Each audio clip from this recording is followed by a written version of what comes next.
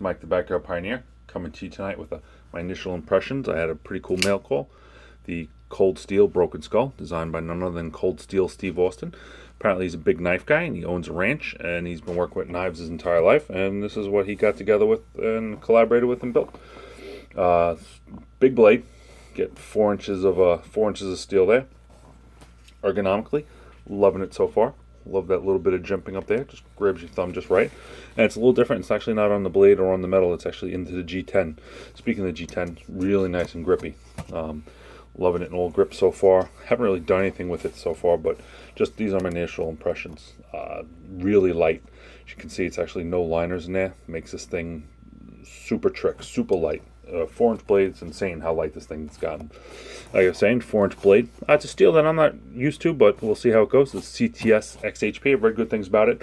Really not sure what it's comparable to, but I'll let you know my impressions of it. Came razor sharp. That's always a plus in my book. And it has a coating. It's getting a little smudgy already, you can see, but we'll see how it cleans up. We'll throw a little alcohol on it. Like I said, this is just an initial review. We'll see how it holds up after beating on it for a few weeks. What can we say about the lock? Triad lock. Not much you really say about that. That hasn't been said before. I do find the triad lock needs to loosen up a little bit. This is my second knife with the triad lock. First knife was a Voyager. Same thing, 4-inch clip point, and it needed to definitely loosen up for a little bit. Another thing, as you can see, is blade's a clip point. Just a little bit of deviation for me. Normally I run towards Spydercos and Benchmades and a more modern look, but something about this just kind of spoke to me. Full black ground, this thing should be an excellent slicer.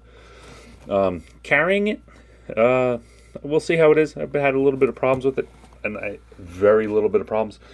The clip comes a little bit tight. You can see really, really tight to the G10 there. Had a little bit of problems sliding into jeans. We'll see how it goes. But super fast, big blade, super grippy G10, awesome blue color. I kind of got this. I don't have a colored knife or anything really bright. I tend towards greens and browns and stuff like that. I said, let's get a blue knife. See what we think of it. Loving it so far. This thing's just such a good looking blade. I guess a little bit dorky of me. I'm going to pair this with I have a Leatherman Juice, an older one, the S2, the orange. Let's go Mets, big Mets fan. So I think that's be my Mets carry for the day, especially since last time I checked they were doing pretty well. Let's go Mets. So keep an eye out. Gonna put this thing through its paces. Loving it so far. Sharp, good steel, super light, G10, premium handles. Even came down a little in price from initially. That's what pulled me off. But when I saw what I grabbed it off of Amazon for, it's like, what the hell? All right, so take care. Have a good night. See you soon.